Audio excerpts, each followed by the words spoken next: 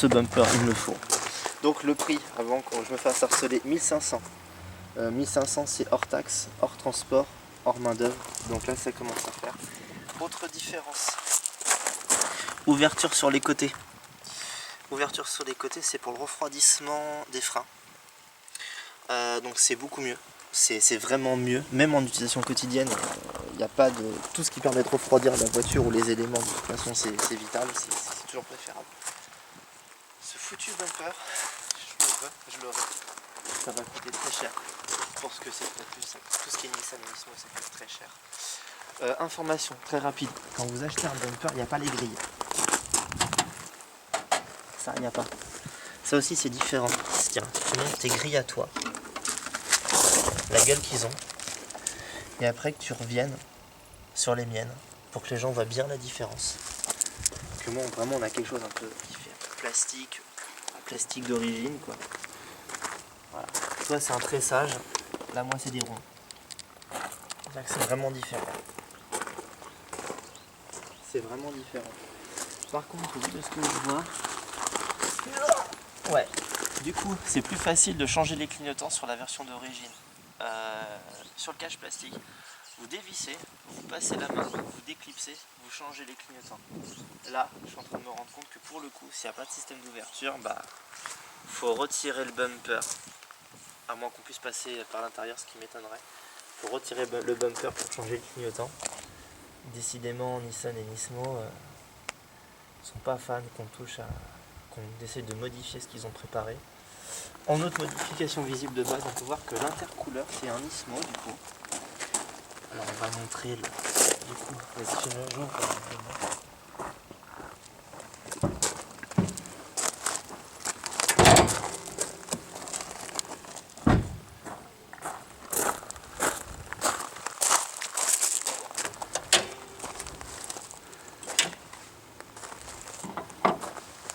Donc, ah, c'est pas la même. Là, c'est plus la même. Donc, bloc Nismo S1. Alors, la grille change. La plaque change. S-Tune Concept. Skyline Spec V Nismo. Donc, ça change. Le bouchon Nismo. Tout est siglé Nismo. Tout de par exemple, là on a l'alu. Là aussi, c'est renforcé. C'est un modèle Nismo. Le logo Nismo aussi. Là, on voit que ça n'a pas été rajouté. C'est pas un truc d'origine, ça change vraiment. Alors attention, avant que les questions, ça sort combien c'est du 400, 430, enfin 420. C'est pas une prépa extrême. C'est vraiment S-Tune Street. Voilà. C'est beaucoup plus fiable. Ça tourne mieux. C'est vraiment, on va dire que ça corrige vraiment, on va dire, le peu de défauts que celle d'origine a là. Donc ça tourne mieux et c'est plus fiable. Voilà. C'est extrêmement rare. Ne cherchez pas à acheter une S-Tune. Actuellement, ça ne vaut pas le coup. C'est beaucoup trop cher. C'est vraiment beaucoup trop cher. Celle-ci a une histoire un peu particulière. Clément parlera s'il en a envie. Mais sinon, une S-Tune, vous oubliez. Voilà. Vous pouvez acheter des éléments, Nismo S-Tune. Ce qui prouve aussi la petite plaque gravée qui porte le numéro 457. Type S1, je crois que c'est 450. C'est ça. Voilà. Omori Factory. Donc moi, je trouve que ça tape. Putain, c'est classe. La boîte à air. Cette foutue boîte à air Nismo en carbone. Pour seulement 500 €. Ouais. Ce qu'on se demandait avec Clément, c'est comment le refroidissement arrive à être bon avec une ouverture si faible. Là, je suis pas sceptique. En termes de MFD, quand j'ai regardé sur les compteurs sur le MFD de Clément par rapport au mien, que ce soit en intercouleur, en température d'huile ou température d'eau, il a environ 10 degrés de plus à chaque fois. Ce qui est pour moi de très bonne température. Je crois qu'en fait c'est ma voiture qui ne chauffe pas assez. Donc ça va falloir que de toute façon je m'en occupe au niveau d'une éventuelle repro. Sinon voilà, on peut voir qu'il n'y a pas non plus des specs de ouf. La barre anti-rapprochement, il a l'S d'origine parce qu'elle suffit amplement pour une utilisation street. Elle porte parfaitement son nom. Et là, l'intercouleur Nismo. Et là, faut que tu viennes parce que là c'est plus le même. Tout à l'heure je disais que le mien il devait faire ça. Là le truc il fait ça. C'est énorme. C'est énorme. Je le conseille pas aux gens qui n'ont pas des vraies pièces qui suivent. Si vous achetez un intercooler Nismo, vous n'avez pas les pièces qui suivent, il est beaucoup plus lent, il est beaucoup plus long à charger. Qu'un classique. Alors que si vous avez toutes les pièces qui vont avec, la repos qui va avec, il peinera pas. Si vous avez une config d'origine que vous mettez un truc Nismo comme ça, laissez tomber, ça servira pas, je trouve pas à grand chose et puis c'est cher.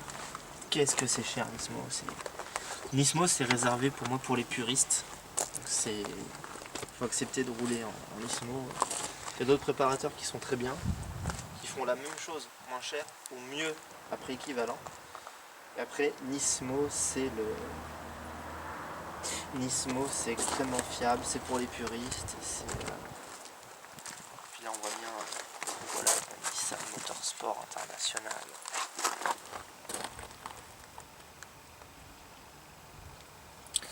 Donc ce qu'on va faire, passager, tu m'entends passager? C'est parti. Les logos dorés à l'arrière on va les montrer mais... Les jantes, j'en reparlerai après. Des jantes qui sont des jantes Nismo. Des vraies jantes Nismo. Si vous les trouvez, il faut faire plus qu'un crédit à la consommation pour se les payer. Les tapis. Les miens sont des tapis siglés GTR. Là, ce sont des tapis siglés Nismo. Du coup, je te propose très rapidement que tu fasses un retour sur le tapis que j'ai GTR pour montrer. Je suis désolé, il est dégueulasse.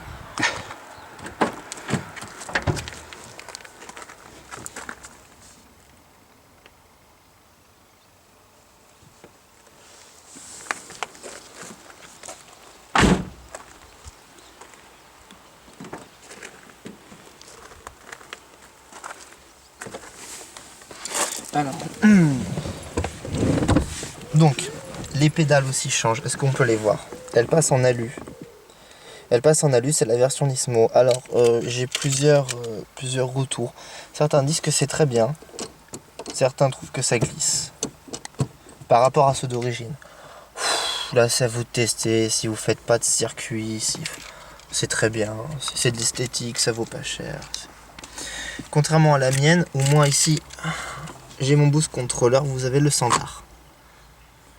Donc moi ça a été viré, puis le boost, on l'a mis là. Pommeau de levier Nismo, moi qui est d'origine. Bah franchement, il n'y a pas à chier. La prise de main,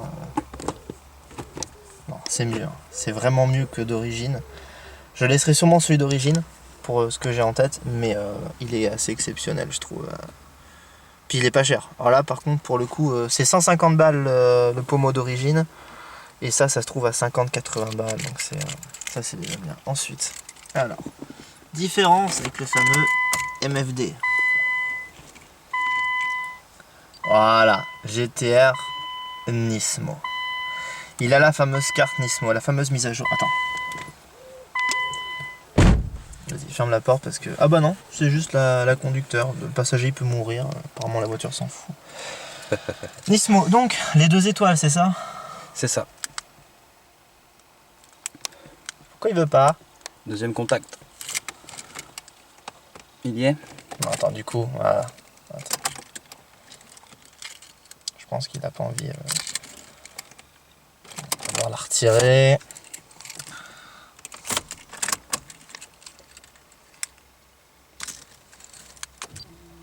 Voilà. Et là, on a, au lieu de Troll, qui était donc en anglais les gaz d'échappement, la pression d'huile. Le boost, ça a changé. L'unité de mesure a changé.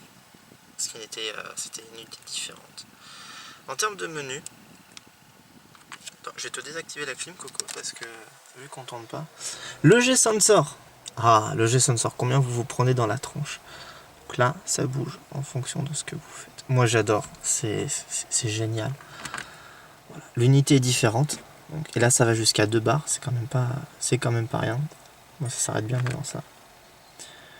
Là, le mode twin, de toute façon, c'était comme moi. Non, là, tu vois. Ah, il le prend pas en compte, tiens. Là, du coup, quand ça marche pas. Donc, pour la différence, petite musique d'ambiance. Pour la différence, du coup, 1500 €. Lui, c'était vendu avec la voiture, donc ça valait le coup. Je le répète, est-ce que ça vaut le coup de foutre 1500 € là-dedans? Bah, c'est à vous de voir. Mais après, je pense que ce qui plaît surtout aux gens, c'est ça. Ça fait cher. Bon, il a vu au début. Le logo Nismo, en gros. Le logo Nismo, ça fait cher. Ça fait, je trouve, très très cher le logo Nismo.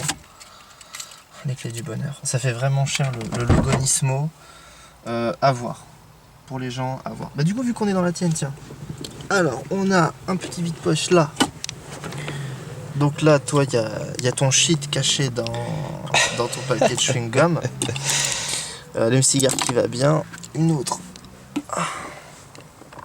Pour vous montrer tout ce qu'on peut cacher dedans. Entre autres, une deuxième paire de clés. Une deuxième paire de clés qui elle est neuve, donc je te la volerai. C'est la carte grise. Yes. Tu laisses la carte grise dans ta voiture. T'as toute ma confiance. Comme ça, oui. Je suis mignon. Hop, hop. Bon. Est-ce que c'est agréable? Ouais. Je sais. Excusez-moi. Je sais ce qu'on va parler. On va parler de quelque chose qui est très drôle. C'est que quand je me suis renseigné pour la liste des pièces Nismo pour faire une S-Tune, parce que j'étais intéressé à la base, j'ai vite oublié. Hein. Pour le prix, c'est absolument pas intéressant. Mais dans la liste des pièces, il y a quelque chose qui m'a beaucoup fait rire, c'est le klaxon Nismo. C'est-à-dire que là, ce que je vais faire, moi je vais y aller. Toi, tu ne bouges pas. Je vais klaxonner avec la mienne, qui est un klaxon Nissan en fait, un klaxon d'origine. Et après, je vais klaxonner avec celui-ci, klaxon Nismo. Ça ne sert à rien, mais Nismo a poussé le vice tellement loin que même le klaxon devient klaxon Nismo. Il est plus violent, je pense que c'est, vu que la sonorité, vu qu'il y a une ligne N1, une ligne Nismo, c'est pour se faire mieux entendre, je ne sais pas. Donc on va voir.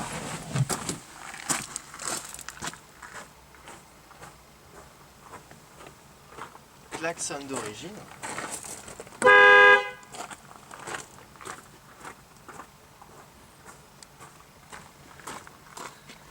Et le klaxon Nismo. Alors, je trouve que ça fait très très joué, le mais ça fait presque gamin, mais je sais pas, c'est différent. Klaxon Nismo. Bon. Cette voiture est vraiment rare. N'essayez pas d'en trouver. J'ai ouï dire qu'il y avait une autre S-Tune en France, une en B-Side Blue en bleu comme la mienne. Je sais pas si c'est vrai, si ça l'est pas, je n'en sais rien. Mais c'est très très rare. Actuellement, les prix pour une S-Tune au Japon, si je dis pas de bêtises, je crois qu'on est dans les 45 000 €. Donc 45 000 €, je le répète, c'est le prix japonais.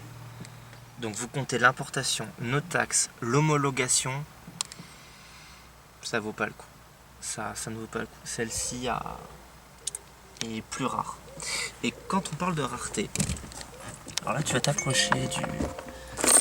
Non, il est là. Tu vas t'approcher du compteur. Ici. Est-ce qu'un RB tient dans le temps?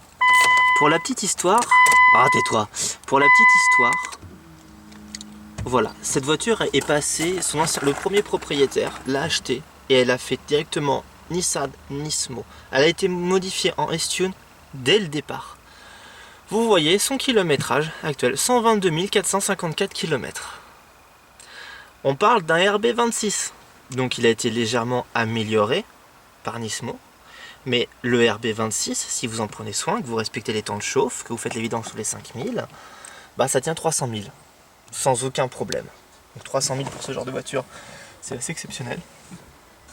Qu'est-ce qu'il y a d'autre en différence? Bon, il n'y en a pas au niveau du conteneur, de toute façon, c'est celui que j'ai. Donc là, voilà, plus de 120 000 bornes. C'est très bien. À l'arrière,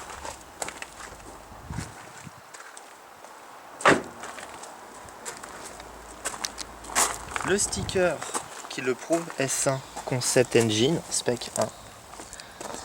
Et le logo Nissan en doré. Et de nouveau le logo GTR en doré. Je sais pas si le doré on le verra vraiment bien vu la luminosité. C'est pas mal. Le logo doré sur une bleue, j'ai trouvé ça très moche. Sur une Midnight Purple, ça tape. C'est magnifique.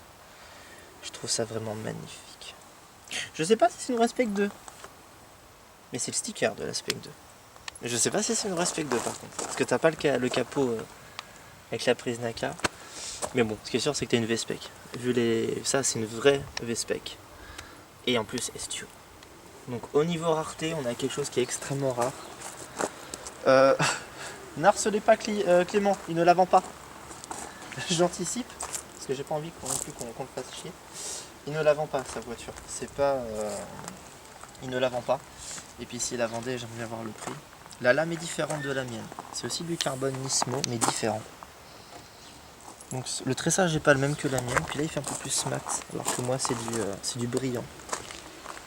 Là c'est vraiment les specs, on va dire, de base. La ligne d'échappement N1, Nismo N1, a le bruit différent.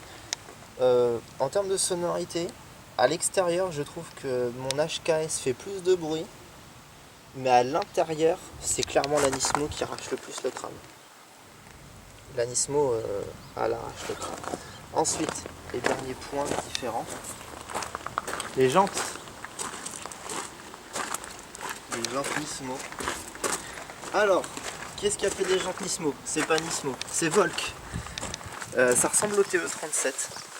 Sauf que la Nismo a 5 branches. La TE37 en a 6. La TE37, je sais pas du tout à combien elle est en ce moment. Vous pouvez toujours en trouver à des prix plus ou moins abordables. Une véritable jante Nismo, en ce moment au Japon, la dernière fois qu'il y en avait, alors déjà c'est que des occasions, je sais qu'il y avait un japonais qui en vendait, c'était sur Yahoo Auction, elles étaient neuves, c'était 2000 € la jante. 2000 € la jante. Parce que c'est une vraie jante, entre guillemets, Nismo. Pour l'écart de prix, prenez-vous des Volk TE37. Il y a des choses. C'est pas que c'est pas possible d'en avoir. Hein. Vous pouvez, mais pour le prix, vous faites 2000 x 4. Même d'occasion, le prix il doit être peut-être de 1500 la jante.